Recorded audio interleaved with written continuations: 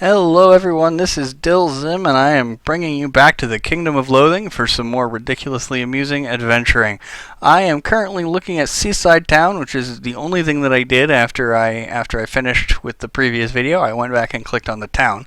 You can see that the Council of Loathing wants to speak to me. There appears to be a martini-like symbol on there, so let's go see what the Council of Loathing wants. The Council of Loathing says, "We require your aid, adventurer. We need a mosquito larva. Don't ask why, because we won't tell you. In any case, the best place to find a mosquito larva is in the spooky forest, which is found in the distant woods. We'll mark it on your map for you." Alright, so I can go to the distant woods, but I do actually want to check out a couple other things here. In the Brotherhood of the Smackdown, they said to talk to Olaf the janitor if I wanted my meat car here. He says, "Ah, you must be the new guild member. I'm Olaf, janitor of the Brotherhood, mighty warrior against dirt." He narrows his eyes. "I hope you remembered to wipe your feet," he adds in a menacing tone. You ask Olaf about the meat car. He gives you a guilty look. "The meat car, well, I parked it at the grassy knoll, but by Porus's hammer when I got back, those fiendish gnolls had stolen it. Here, I'll give you a list of the parts you need to build a new one. Don't tell Gunther, all right?" So now I have a degrassy knoll shopping list. Okay. There's also a smackateria here.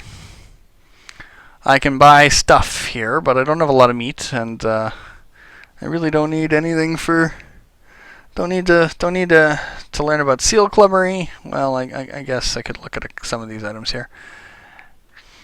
This is a tallow candle made from the blubber of an infernal seal. It's ugly, it smells bad, and it's got an oily sheen that you don't trust one bit. It's a meat pasting component. I might need to use that for something else. There are some figurines, which might be useful. I have a figurine of a wretched-looking seal. Well, I don't have it, the store has it. It's a clay figurine of a pathetic-looking seal. It's all malformed and droopy. It's a usable item. It doesn't tell me what it does. But we've got some other stuff here. I've got medicinal herbs. This is a shaker of medicinal herbs brand medicinal herbs. These herbs are guaranteed by Medicinal Herb to be 100% legal for medicinal purposes, and they work just as well on poultry as they do in a poultice. Side effects include dizziness, sweaty palms, and spleen damage. Okay, there's a cheap wind-up clock.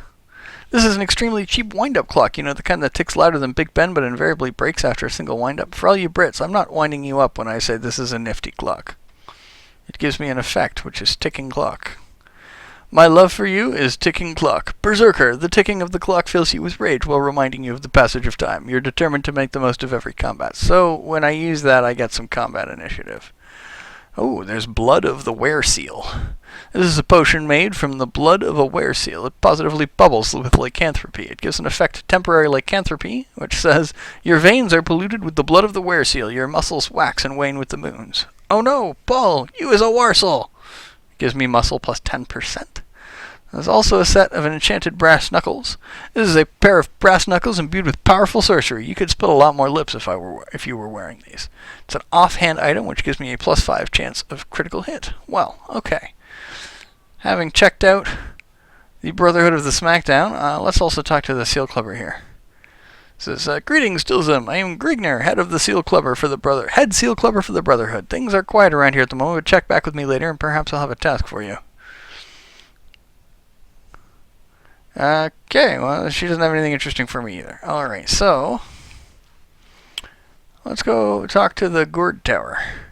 Climb to the top of the Gourd Tower and encounter a twitchy man standing next to a huge gourd. I'm the captain," says the man. "The captain of the gourd. It is my sworn duty to protect the gourd, that is." It's clear that in addition to being next to it, the man is clearly out of his gourd. "You can help," he continues. Goblins threaten the gourd. Slay them. Seek them out in the outskirts of Glorkob's Knob. Bring back 5 of their firecrackers and you'll be rewarded." Okay. So, I have my quests over here. I can go find a mosquito larva in the spooky forest, or I can go back to Cobb's Knob and collect 5 firecrackers. Let's go see what I can do. I want to get some firecrackers. I want to see what's going on with this This knob guy here. Oh, I am fighting a sub-assistant knob mad scientist. You know how sometimes a mad scientist will have an assistant? Well, sometimes those assistants have assistants, and that's what this knob goblin is. He's got a few tricks up his sleeve, though, so watch out. Oh, he gets the jump on me. He shows me one of the tricks he has up his sleeve. Turns out it's a fist, which smashes into my face. I lose 1 hit point, so I'm going to attack with my seal clubbing club. You realize you're never going to survive unless you get a little crazy, so you crazily bash him with your seal clubbing club for 6 damage. I have acquired 6 meat. I have acquired strongness elixir. What is that? When consumed, this elixir increases my strongness. It won't exactly pump you up, but it will at least partially inflate you. Okay, there's a usable item. Let's go see what that does. Okay, I have strongness elixir. Let's drink it. I drink the cup of strongness elixir. I feel strongness pulsing through my veins, making me stronger. I gain 1 strongness. Well, I suppose I probably could have guessed that, eh? Let's go back to the outskirts of Cobb's Knob. I still need 4 more firecrackers. As you are wandering around the outskirts of Cobb's Knob, you hear a faint whisper from behind a tree. You go to the tree to investigate and discover a wounded Knobgoblin guard resting against the truck, breathing heavily. Adventurer, gasps the guard, wincing. You have to help me. I stubbed my toe really, really hard, and I don't think I'm going to make it unless somebody brings me some medicine. Will you help me? Sure, I'll help. Sure, I'll help you, reply, but what kind of medicine do you need? Go into Seaside Town, says the guard, and visit Doc Galactic's medicine show. His pungent unguent should fix me right up. It costs 30 meat. Use this. Okay, well, let's go to Doc Galactic's medicine show. This is in the market square. You can see Doc Galactic's medicine show. If I come here and I'm hurting or I'm short on MP, I can get I can restore those for cost, but I can get Doc Galactic's Pungent Ungent. This is a jar of Doc Galactic's Pungent Ungent, guaranteed to cure all of life's ills. This item will heal a small number of hit points. Alright, well, let's buy it. We did say we'd do that, and let's go back to the outskirts of Cobb's Knob. You go back to the tree where the wounded goblin was resting and find him just where you left him, continuing to whine about his stub toe. Here you go, tough guy, you say, and hand him the ungent. You're a lifesaver, he says, reaching into his pocket. Take this as a thank you. Maybe you'll have better luck with it than I did. I acquire an item, a ring of half-assed regeneration. When you're wearing this ring, you'll slowly heal over time. Sort of. It has an enchantment, sporadic HP regeneration. Okay, let's go and equip that because it's better than the complete lack of accessories I'm wearing now. I want to equip the ring of Hasta. There we go. It is equipped. Okay, let's go and collect some more firecrackers. I'm fighting a Knobgoblin barbecue team. It gets the jump on me. The grill spits hot coals at you, but you stay cool. Attack with my seal clubbing club. I defeat it. I gain meat and strengthliness. This is a Knobgoblin guard who's fallen asleep at the switch. I get the jump on him. I give my opponent a nasty taste of club elbow, by which I mean you club his elbow for 7 damage. Bonk, whammo, bam! I acquired a Viking helmet. You've been Viking again, haven't you? I can tell by your helmet. Ooh, that's going to give me muscle +1. Let's equip that, because it's a better helmet. See, this Viking helmet has power 20, and my seal skull helmet currently only has power 10. So let's equip it. And you can see my muscle has gone up. Let's go back and see if we can find... Okay. Near the knob, you encounter one of those sleeping guards you keep seeing everywhere. You're about to attack him, then you notice he's got a cool-looking insignia sewn into his pants, and realize that he must be some sort of high-ranking officer. Marveling at the discipline of the knob army, you decide to rifle through his pockets to see if he's carrying anything important, and sure enough, you find what appears to be an important code document rolled up in his back pocket. I have acquired a Knobgoblin encryption key. This is a sheet filled with letters, numbers, and unidentifiable symbols. You start to wonder what it is, and then notice the phrase Knobgoblin encryption key, do not export, in bold letters at the top. It is a quest item. If I go into my inventory and check out my miscellaneous stuff, I cannot use it, so I do not yet know what it is for, but it is a quest item of some sort. Well, let's head back to the nearby plains. I still want those... Ooh. As I near Cobb's Knob, I smell something familiar. Following your nose, you reach a clearing in which several Knobgoblins appear to be having a barbecue. You hide in some shrubbery nearby, plotting my next move. Kiss the chef, kick the chef, or abscond with some goodies. Let's try kicking the chef. Wailing, like a banshee, over and over, you charge the chef and get all up in his grill. Figuratively, it gets the jump on you. Its grill gets all up in your grill, but you tell it it best get to steppin'.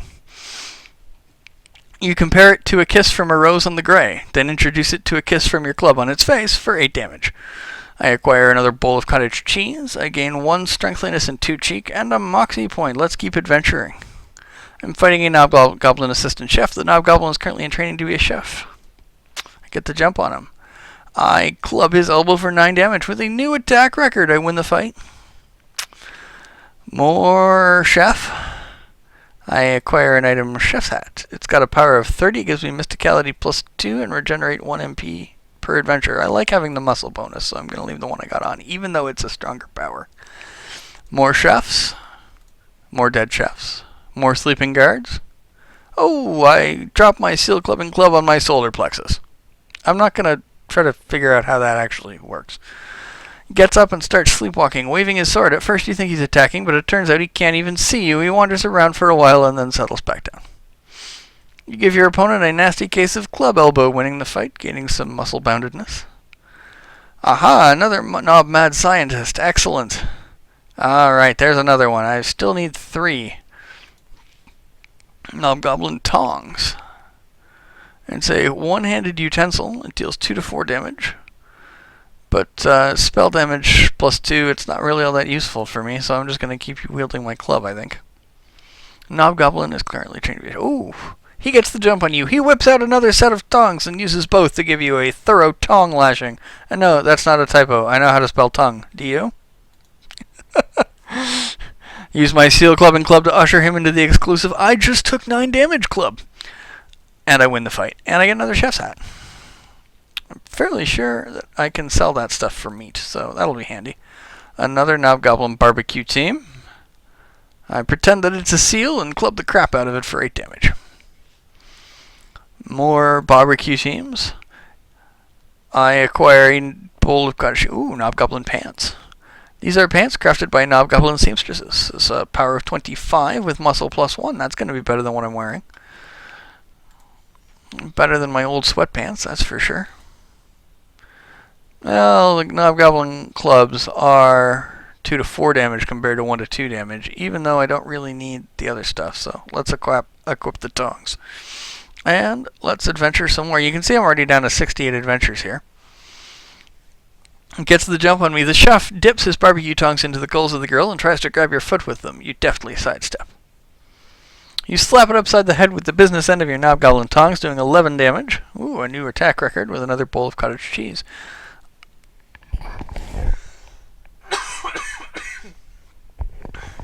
Sorry about the silence. I had to cough. Alright, another Knobgoblin mad scientist. He tries to blind me with science, but you dodge like poetry in motion. You swat him on the elbow, doing 11 damage. I acquire a Knobgoblin firecracker. 2 more! 2 more and I can go back to the gold. Ooh! I have encountered the ghost of Dr. Hobo Jones. On the way to Cobb's Knob, you feel a cold wind and hear the faint strains of an orchestra playing what sounds like a John Williams composition. All of a sudden, a frightful apparition appears, because that's what apparitions do, before you and recites the following strange poem. Ere winter froze my hobo bones, I was known as Dr. Jones. My scalpel to you is a gift from above. Go forth and fight, no time for love. I have acquired Dr. Hobo's map. This is the map given to you by the ghost of Dr. Hobo Jones. You remember him saying something about a scalpel. Well, we'll ignore that for now as I continue trying to get firecrackers here. Sleeping Knobgoblin guard, I get the jump on him, and I whack him in the elbow. An Knobgoblin is currently training into chef. Slap him upside the head with the business end of my Knobgoblin tongs, and I gain a moxie point. Come on. There we go. Another chef. More Knobgoblin tongs. More Knobgoblin guards. Ooh, a Knobgoblin scimitar. That is actually not better than the weapon I am currently using, but it is quite close to the weapon I was using, and it gives me muscle plus 1, so let's equip that. Alright, my Knobgoblin Scimitar. And let's go back to the nearby plains. Barbecue team. I whirl around and cut it right across its midsection, doing 12 damage. Alright. Yes, I hamstring for 12 damage. Ham and string. Okay. A funny thing happened. On the way to Cobb's Knob, I trip over something in the road. You stop to investigate, and it turns out to be a chest full of meat. Some guys have all the luck, and all the stubbed toes. You gain 75 meat and lose a hit point. That's okay, though. I'm going to adventure again. I'm going to hide in some shrubbery, plotting my next move. I'm going to try kissing the chef. You pucker up and approach the Knobgoblin chef, but he sees you coming, produces a bottle of magical lighter fluid, and squirts it onto the grill. Blue flames billow from the grill, scorching you. I lose 2 hit points of hot damage. That types of damage will become important. On the road, on a dirt road outside Cobb's Knob, I trip over a rock and knock myself briefly unconscious. Ah, yes, okay, well, last time I rose and revolted. Let's serve my sentence. You decide to take it like a man or woman, we're not making any value judgments here, and serve your sentence. Luckily, it turns out that your sentence is only a couple of hours. You get a good workout from all of the sewage hauling. Even your fingers get stronger due to the vigor with which the job requires you to hold your nose. I gain 4 fortitude, a muscle point, and a level. Ooh. Okay, Knobgoblin Guard. I just need one more firecracker, guys. Come on. Knobgoblin Assistant Chef. I hamstring him for 14 damage and get a chef's hat. You know, alright, attack him, alright, let's go and return to the captain of the gourd. But actually, let us first go to... Oh, there we go, okay. Let's go back to the nearby plains. Let's go to here, let's go to Seaside Town. Kingdom of Loathing wants my attention. The Castle of Loathing wants my attention again because I gained a level. They have a quest for just about every level, I think. But we're just going to ignore that for now. We're going to go to the Market Square. We're going to go to the General Store. Is there a place I can sell things? The Armory and Leggery? I'm not sure. It said that the items have a sell value. Maybe I need to do that from my inventory. I have 5 chef's hats. Ah, sell stuff. Okay. There will be better things to do with your stuff, but okay, let's leave the food and drink and the booze and the strongless elixir. Let's sell my chef's hat. Let's sell my seal skull helmet. Let's sell my Viking helmet. Actually, let's keep the Viking helmet. Let's sell Knobgoblin tongs. Let's sell my my seal clubbings. Yeah, let's sell my seal clubbings club. Let's. Okay. Oh, I didn't actually sell any of that. Well, that's fine. You know what? I'm gonna hang on to the stuff. Sometimes equipment is useful in stuff, but if I were really desperate for meat, I could do that there. So we're gonna go back to Seaside Town. We're going to go back to the right side of the tracks. I'm actually going to jump into the Brotherhood of the Smackdown, and because why am I going? Right, I can train. That's why I went in here. I can learn the Lunge Smack, which costs 1 MP. I could learn the Audacity of the Otter, which is passive. I become infused with the fighting spirit of the otter, making my critical hits more critical than usual. I could learn Hibernate. Using this skill lets you sleep for an entire adventure, restoring your HP and replenishing all of your get up and go. And it also gives you the Well Rested. It gives me +3 stats per fight.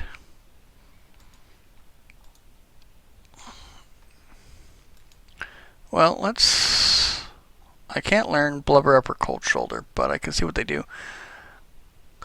Covering your rippling muscles with blubber will make you more difficult to grab onto. Not that anyone's going to want to with all that blubber. Blubbered up. You're glistening with blubber like a bodybuilder or a butcher on a whaling ship. Also, like both of those things, you're difficult to connect with. That's good. Okay. Well, let's see here. I could get Hibernate, but I think I'm going to wait. Let's go back to... See, if I click on the door, I go back to the right side of the tracks. I want to go to the gourd tower. I have 5 firecrackers. Great, great, says the captain of the gourd. Here, take this as a reward. If you bring me 6 more firecrackers, I'll give you another glurk potion. It's a usable quest item. Let's go to my consumables. Let's see. Oh no, it's probably under miscellaneous. Ah, the gourd potion. Let's drink it. Holy cow, I gained 33 strongness and some muscle points. Okay, that was worth doing. Now, though, I have a quest to go to the distant woods, so let's head down there. I am in the distant woods. There's a forest village. Let's see what's down here. There's an untinker's cottage. Hey, man, is an adventurer you? I lost my screwdriver somewhere near the grassy knoll, but every time I try to get it back, the gnolls punch me in the eye. You look pretty tough, though. You think you could get it back for me? Sure. Okay. I had already actually unlocked that, but that's fine. Let's check out the Crackpot Mystic's shed. Well, hello, young adventurer. You look like an intelligent sort. Would you like to hear a tale of a mystical realm which lies outside the confines of both time and space? Sure, old man. Tell me about it. Excellent. Allow me then to start my tale at the beginning, which is where tales should start, don't you think? What we see here of reality here in the kingdom is but a fraction of what truly exists. Long before the times of old, all was void, and the void was stumbled upon by an ancient race of trans-dimensional beings. I know not what they called themselves, but I call them the designers. They created all that we see through their mastery of a strange technology I refer to as the pixel. Do you believe me, young adventurer? Against my better judgment, yes. I knew you would. Shall continue my tale, then. Many years ago, I stumbled upon an artifact of great mystery and power. Its power is exceeded only by its mystery, and by manipulating it, I was able to move outside of the kingdom and into a sort of border realm between our world and the world of the designers.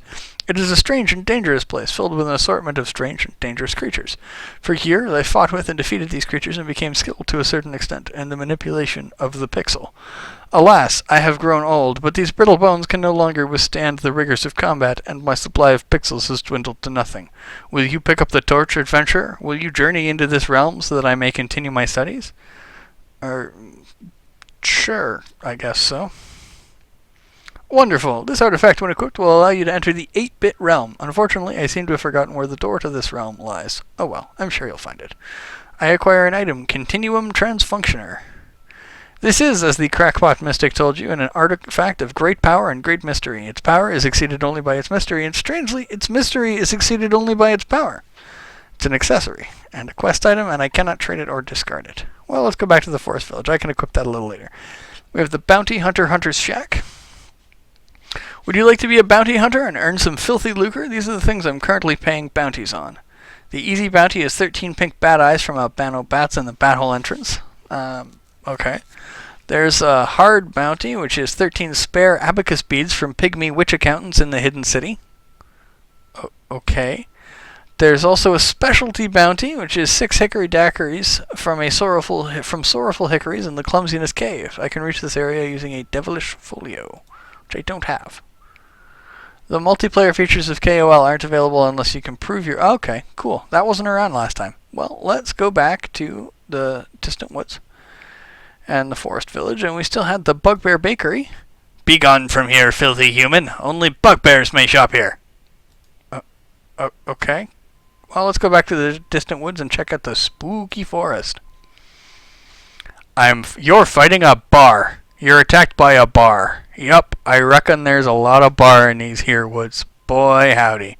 The bar starts to attack, but suddenly needs to go do that thing that bars do in the woods. Well, let's attack it with my Knobgoblin. Well, let's clobber it, actually. Cobble together a strategy. It involves clobbering your opponent from 2 damage. Bar starts to attack, but suddenly decides to go do that thing that bars do in the woods. Let's attack it with my Knobgoblin Scimitar. Clobber it in the forehead with the hilt of your sword, dealing 14 damage. You win the fight. You gain 14 meat and strengthliness and chutzpah. Let's adventure again. You're fighting a warwolf. You're attacked by a warwolf. A warwolf. You can't pronounce it, but you can certainly lay the smackdown upon it. Proper. He gets the jump on you. He rushes at you, howling, but whatever Moon is lycanthropeness is tied to ceases to be full, and he turns into an embarrassed naked man. He covers his privates and walks off sideways. Let's attack him with my Knobgoblin Scimitar. Whirl around and cut him across his midsection, dealing 14 damage. I am fighting a Triffid. In the midst and the mists of the spooky forests, you encounter a Triffid, a horrifying ambulatory plant. You'll probably need an ambulance after it's done ambulating all over you. It gets the jump on you. The Triffid reaches out with one of its tendrils and gives you a vicious Indian burn on your leg. Let's attack it with my Knobgoblin Scimitar. I slice, dice, and then re-slice it for 12 damage. I win the fight and acquire some Moxie Weed, which is like strengthliness stuff, but for Moxie. I am fighting a wolfman. Deep in the forest, you are attacked by a wolfman. Perhaps you can defeat him by kicking him in the nards. That's right. Wolfman's got nards. He gets the jump on you. He tries to go for your jugular, but accidentally ends up kicking himself in his own nards. You wince sympathetically. Attack him with my scimitar, and I win. I am fighting a spooky mummy. In the spooky forest, you're attacked by one of the spookiest mummies you've ever seen. This isn't saying much, though, since you've never found mummies to be particularly spooky. I mean, ooh, no, I'll have to walk slightly faster if I want to escape. Alright, attack with the Knobgoblin Scimitar. I have acquired a dried face and a spooky shrunken head. This shrunken head is spooky, man. It's like it's grinning and staring at you. And the dried face says, this is a face, which is very dry. Okay, let's adventure again. I'm not sure what to do with any of that. You're fighting a spooky vampire.